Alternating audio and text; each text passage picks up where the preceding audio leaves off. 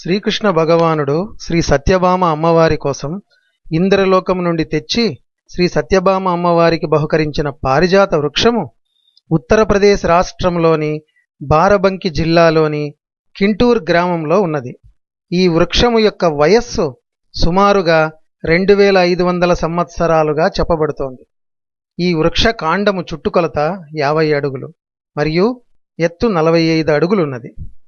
ప్రపంచంలోకెల్లా విలక్షణమైన వృక్షంగా శాస్త్రజ్ఞులు దీన్ని అభివర్ణించారు. ఈ వృక్షము కొమ్మల ముక్కల నుండి పునరుత్పత్తి గాని విత్తనములు గాని ఉత్పత్తి చేయదు. ఈ వృక్షము ప్రపంచమందే ప్రత్యేకము మరియు విశేషము. దిగువ భాగంలో ఈ చెట్టు ఆకులు చేతి 5 వేళ్లను పోలి ఉండి పై భాగాన ఆకులు 7 భాగాలుగా ఉంటాయి. ఈ వృక్షము యొక్క పుష్పాలు బంగారు రంగు మరియు తెలుపు రంగు కలిసి 5 రేకులు కలిగి చాలా అందంగా ఉంటాయి. ఈ వృక్షము యొక్క మరొక గొప్పతనము దీని ఆకులు మరియు శాఖలు ఎండిపోయి రాలిపోవడం జరగదు. అలా కాక కుంచుకుపోయి కాండంలోనే కలిసిపోతాయి.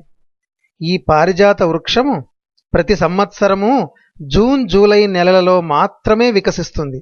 ఈ పారిజాత పుష్పాల సువాసన చాలా దూరం వరకు వ్యాపిస్తుంది.